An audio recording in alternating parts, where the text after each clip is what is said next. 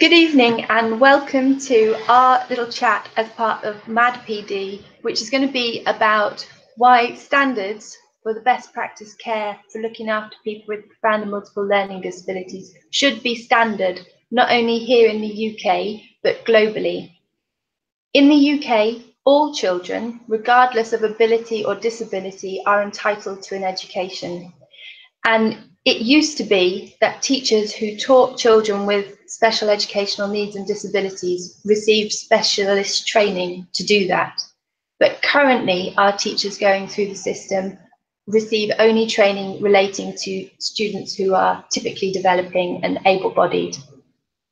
In 2010, the SALT report suggested that, recommended that teachers who teach children with profound and multiple learning disabilities, these are those children who have multiple physical impairments, healthcare needs, co-recurring epilepsy, sensory impairments, all sorts of things going on for them. In recognition of the complexity of their needs, it was felt that teachers should receive an extra 6 months of training, but sadly this recommendation hasn't been enacted. A student is an entire person, so our role as educators is to teach, but we are also responsible for all of their healthcare needs.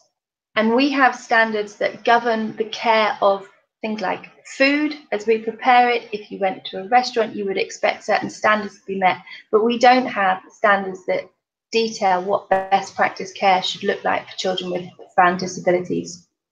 The teachers who teach these children often report that they feel isolated in their practice.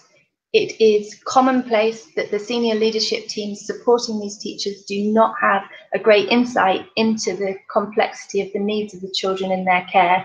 And that's not to say that those people are at fault. It is a very specialist area. So if you don't have that information, if you haven't learned it, if you weren't taught it, why would you know?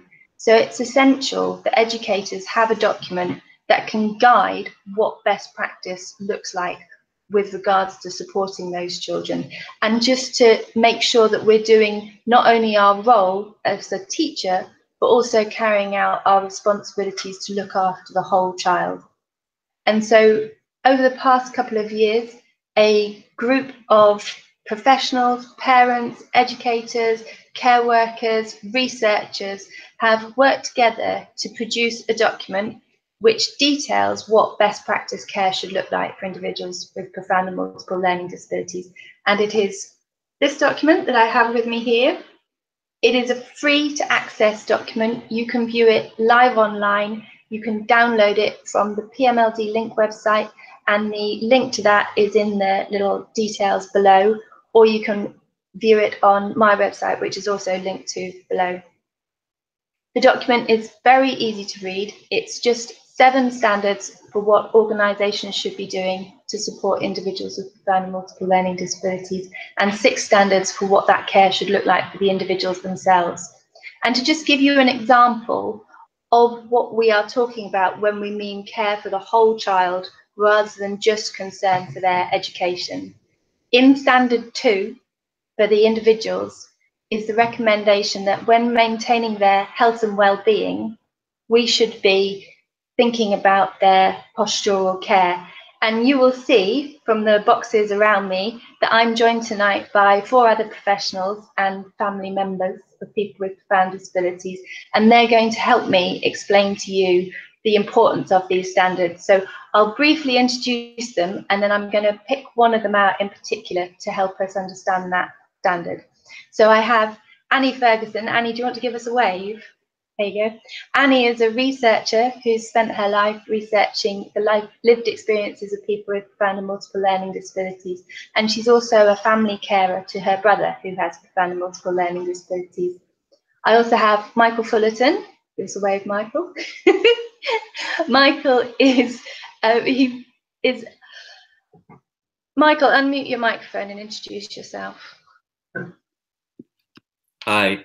So I'm Michael Fullerton, and I oversee quality and clinical care in quite a large learning disability provider organisation called Care Management Group, and we support adults with learning disabilities in a range of supported living and residential services across South England, South Wales.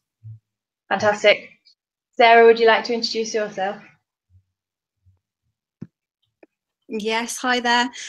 So my name is Sarah Clayton, and I work for an organisation called Simple Stuff Works, and I have been working with families who support children and adults with complex disability since the late 1990s. I have 4 children myself, and my oldest, Abby, was diagnosed with a brain tumour when she was 6, and she's had subsequent problems. So we access lots of services as well as supporting services. So I come with 2 heads on today. Thank you. Thomas? Hi there, I'm Thomas Dukas. I'm the head of inclusive research and involvement for a large provider, support provider in England called Joy Support. And again, I've worked in the sector for over 15 years. And yeah, I've been helping these guys around with the standards as well. So yeah, I'll pass you back to Joe with, he's going to give you more details about the standards. Thank you very much, everybody, for introducing yourselves. I should have thought of that from the start. I was talking about how a teacher's responsibility is for the whole child, not just for their education.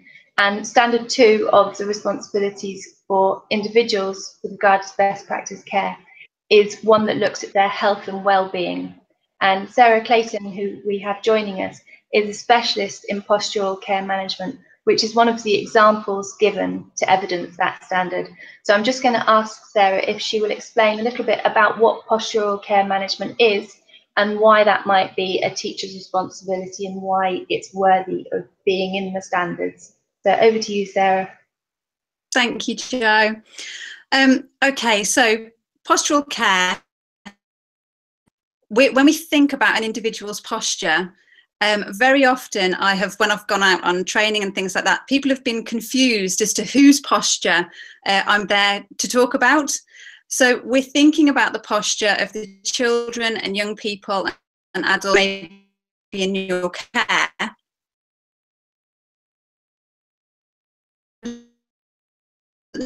Not in terms of sit-up, but we're thinking about an individual's posture in terms of their body shape, a child's body shape. So most children, the vast majority of children, are born symmetrical.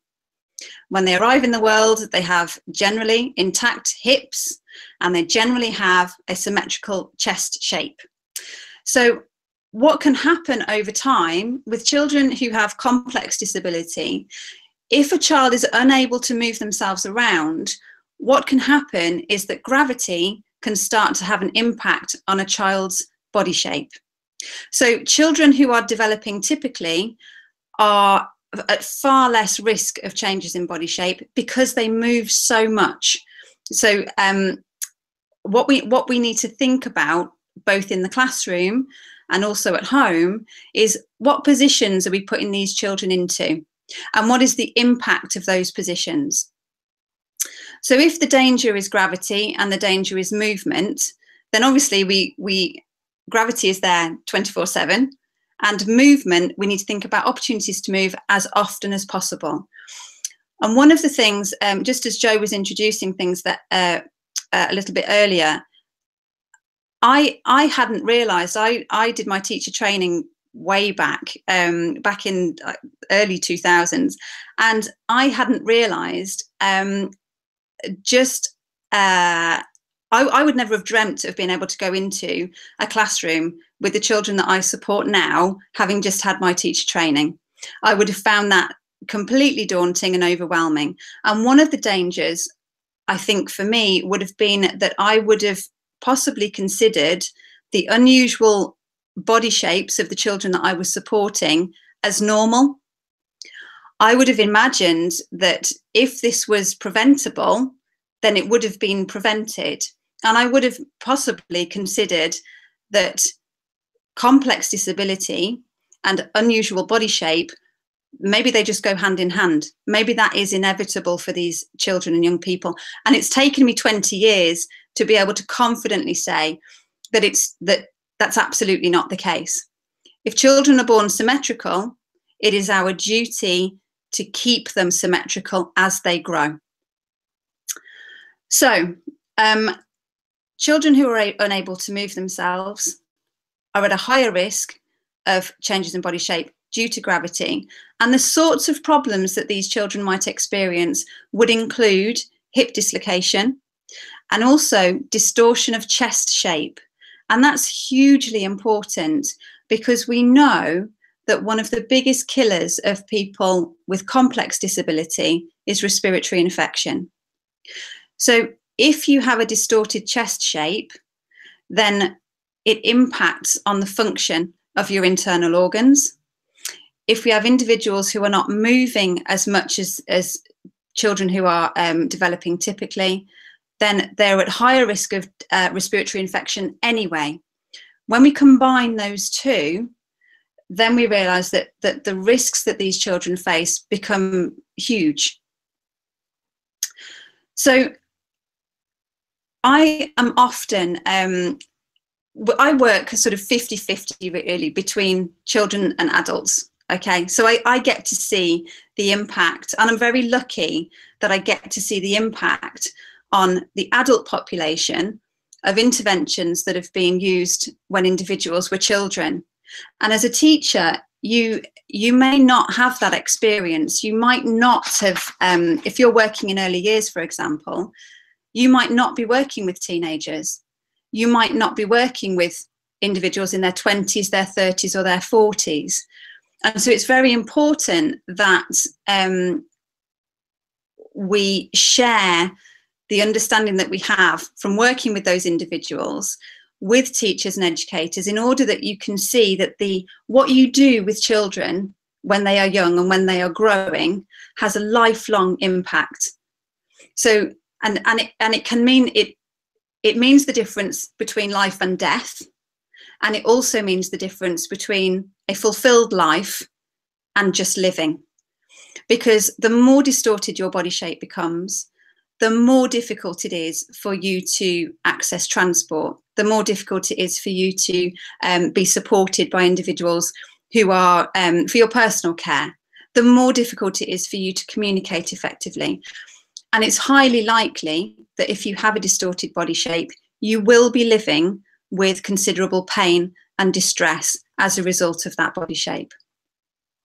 So what can I do if I'm a teacher and I'm thinking about the key things that I need to think about? Firstly, you need to make yourself aware of what are called the patterns of body shape distortion. What should I be looking for? And there's not many of them. It's not really difficult. Children who tend to sleep on their tummy will often have a very strong head turn, because you don't sleep on your tummy with your head into the pillow. That's the sort of thing we're thinking about. It's not it's not complex medical words. It's just a little bit of common sense. So firstly, be aware of the patterns of distortion so you can spot the children in your classroom that are starting to develop changes in body shape. The next is around equipment. And there are three main pieces of equipment that children and young people need. Firstly, a wheelchair that's supportive and enables the child to learn, but also supports them and protects them against gravity. You need to know what they're sitting in if they're not in their wheelchair. So in your classroom, what is available to children to give them a break from their wheelchair?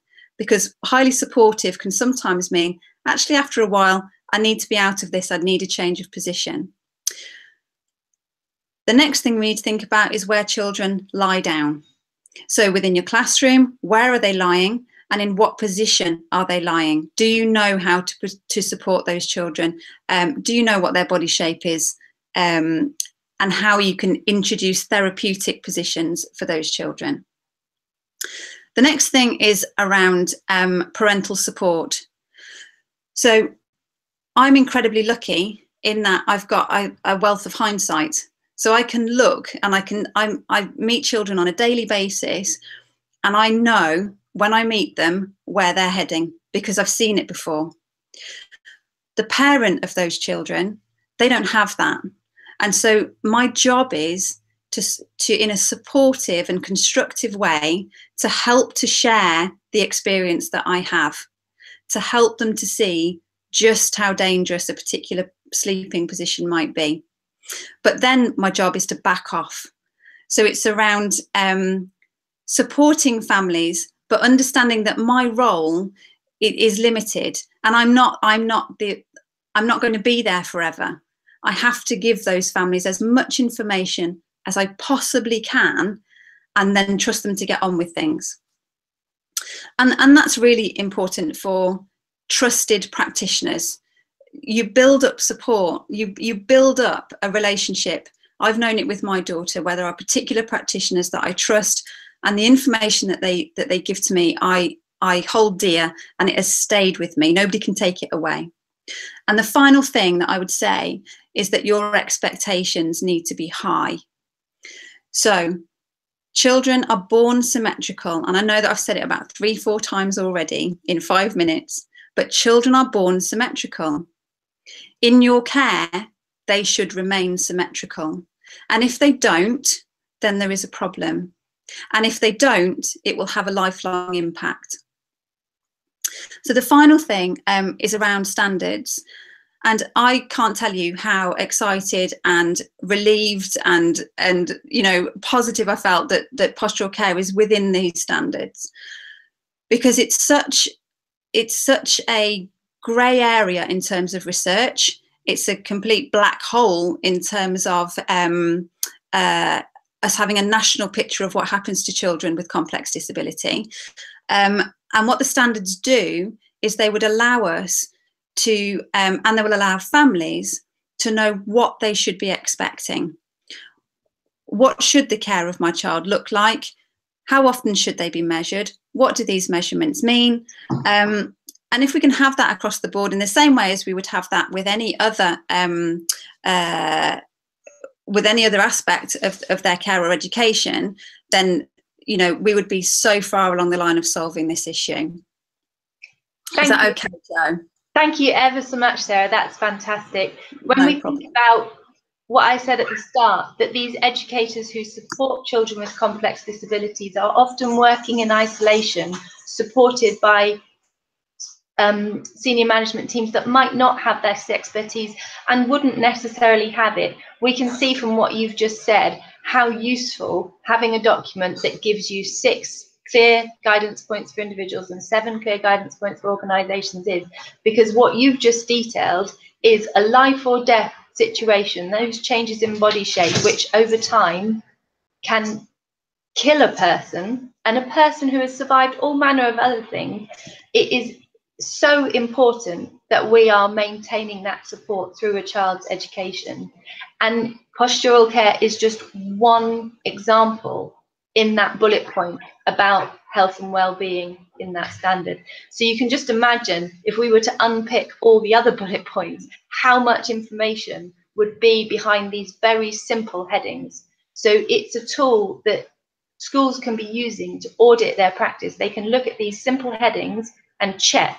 And if there is something like postural care that comes up as one of the examples that they don't know about, then that's something that they can look into and use that audit process to enhance their practice. But it's not just schools. Obviously, when we teach children, we are in part preparing them for adult life. And in our care of those children, we should also be preparing them for adult life. So I'd like to ask Michael to talk to us a bit about what the standards mean for these children once they pass into the adult care system. Over to you, Michael. Thank you, Jo. Well, as mentioned earlier, so I'm responsible for supporting adults in residential and supported living services. And when we focused on establishing these standards, what was really important to me was ensuring that we had a skilled and competent workforce to ensure that we met the needs of these adults holistically. And also that within the leadership, we had clarity within the leadership about what good actually looks like. So it's really important that if you are supporting anybody, whether it's children or adults, that you know what good does look like. And when we had the initial conversations about the standards, we recognized that there was nothing specific to either children or adults with profound and multiple learning disabilities. hence this journey we've been on to try and ensure we had a structure that was transferable across the ages. So what we've done in terms of developing and piloting these standards is ensuring that we're listening to a wide range of people, lots of family carers who are supporting their children who are children and their children who are now adults, alongside a whole range of professionals working in different settings. We also tested the standards within children's services to check that they actually were appropriate, relevant, etc. And that was really useful because it's meant we have a tool now which is useful either for support providers of children's services, of adult services, and also commissioners of services, so that they can ensure that they have a really strong measured way of getting value for money, and ensuring that the money they're spending on services is well spent. Also, what was important for us in the adult sector is ensuring that we are not just compliant with regulatory standards with CQC in Wales, in England, and CIW in Wales, but that we are exceeding those standards for the support of people with profound disabilities who, as we all know, in terms of health and social and community access are quite vulnerable and often forgotten. So we need to make sure that the regulators have got something to measure as well. And what we want to ensure is that we work with the regulators and the commissioners to ensure that we can evidence that we are producing outstanding levels of support through meeting and exceeding these standards. And likewise, the same would apply with Ofsted, is that if you apply these standards in children's services or in education, that you're sure to be outstanding. That's a fantastic message, Michael. Thank you very much. I'd like to ask Annie now to share her insights. Annie is a researcher and a family carer, so she's very well placed to give us an understanding of what this means to a family member who is supporting that child who becomes the adult through the school system, through the adult care system, but also what it means in a wider context for families everywhere. So over to you, Annie. Thanks, Joan. We'll go on to look at the actual standards shortly, but there are two sets of interrelated standards. One set of standards for the organisation, so that might be the school setting, it might be the place where the person with profound and multiple learning disabilities lives, it might be a centre that they attend in the day. And then there's a set of standards for the individual, which will be more familiar to most of us working in schools. And they're very much meant to be used together. So Michael was talking about having a skilled workforce who are familiar enough, who are knowledgeable and informed in the most appropriate approaches, but also to match the individual standards that they're going to enable youngsters to reach targets, to make progress, and to have a meaningful and quality life ahead of them. As a family member myself, and also formerly as a teacher, like many of you, one of the big things is getting to know the individual. Every individual by nature is going to be very unique, but this group of young people and adults are even more unique than the general population. And family members have such a crucial role to give insight there into their son or daughter or brother or sister, whoever it is, because they are experts by experience in that particular individual. So they're able to give us head starts into things that might be important to them, into their preferences, to their interests, as a way into really capturing and harnessing learning. Many of the teachers and school staff that I work with often really struggle to actually get started, to get to know someone with a profound and multiple learning difficulty or disability. And families will often just take it for granted that you share some of the insights in what makes them tick, what they enjoy, what really motivates them. And often we just, in school settings, we just haven't even got off the ground. So families can be a real starting point for that. The other thing is that families have that holistic view, because their family member is you know, their life revolves around them. They can see how every part of that person's life, their health, their general well-being, their postural care, their ways of communicating, the whole thing. Families will know how those all fit together. So if someone's off colour, they'll know, you know, they'll know about their sleep pattern, they'll know about the daily things like bowel movements, you know, that can make a real difference. If someone's feeling uncomfortable or in pain, they're not going to be interested to learn or even able to learn if they're concentrating on how they feel. So families can help us in the detective work. And the two sets of standards are designed to be worked together so that each supports each other. So if we've got a workforce, whether it be teachers, support staff, who are well informed and have the appropriate knowledge and skills, they're going to enable the children, the young people, the adults to communicate effectively and hopefully to have some control over their lives. Sarah talked about one example of healthcare professionals, but these folks will have many people involved in their lives, healthcare professionals, all sorts, you know, that are crucial to keep their whole well-being and their general health status in good effect.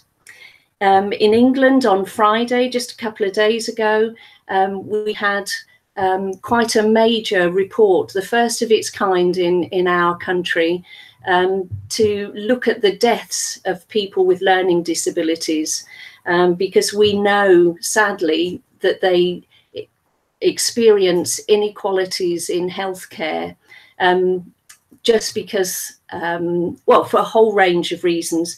But we know from this this first report from the study, that people will be dying, adults, more than 20 years before their non-disabled peers. So it's important that we're working together, and we need physios, we need OTs, we need speech and language therapists to help put these puzzle pieces together, to keep people safe, to keep them healthy, to keep them emotionally well, so that they can have a fulfilled and full life. And we just need to get one of those puzzle pieces fall out, and things can start to go wrong.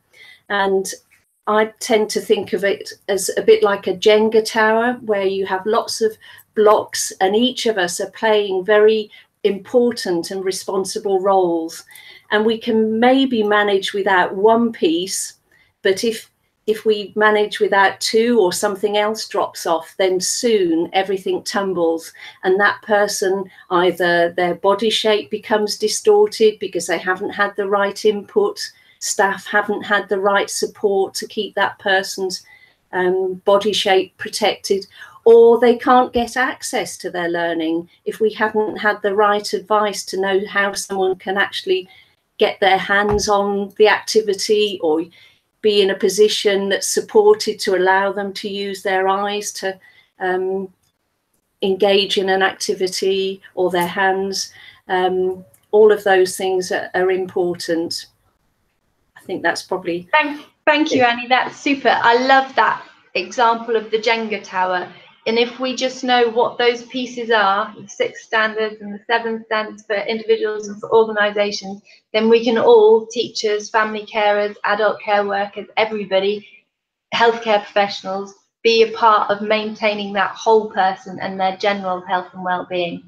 We're just going to finish now with Thomas, who's going to explain to you how these standards came about and what your role might be in the future of these standards. And anything else you'd like to share, Thomas, over to you.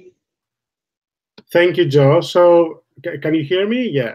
So yeah, these standards came about in probably a couple of years ago, in 2016, maybe a little bit earlier, when Jo and Michael had conversations about something missing in social care. And of course, as it happens, is people with profound and multiple learning disabilities. And then we start asking around, and we got probably about 60 professionals, family carers, universities, people from providers, children's and adult services around the table, and we start writing like totally crazy. So lots of ideas. These rooms were just going kind of light bulbs everywhere, a massive amount of effort coming from all these people. And you can see them all their names is at the very last pages of the standards, not because they were not very important, because we thought that the standards were much more important than us doing all this work. And then, of course, the 4 of us, with lots of other help, I must say that I can't highlight that enough. We kind of pull the whole thing together in terms of format, really, just the logistics of that. So a massive piece of work there. And I think I really like this metaphor Annie used about Jenga. It's the same with all of us professionals getting together. So we had to piece the standards together, but it's ourselves as well that we are together and we help each other a lot. So we had a big conference last November in Manchester, and we have yet another one on the 2nd of November in Birmingham. So come and join us and have a look at the standards. And I think it's very important to say that this is a great tool to use, just kind of carrying on a little bit very quickly from Michael, that we use it as well in our organization, because people do really good work, and it gives you a good framework to say, yes, we're doing a good work and we can get a little bit better. So we can aim much higher than the usual standards we have. And so that's that from me. Thank you, Jo. Thank you so much, Thomas. Thank you, everybody, for listening to us and for tuning in. And thank you to all the people who are watching Future Online. If you want to download the standards, you can access them for free from the links that will come up below. And we hope that they help you to provide better care for the children with complex needs and disabilities in your school. Thank you very much, everybody. Good night.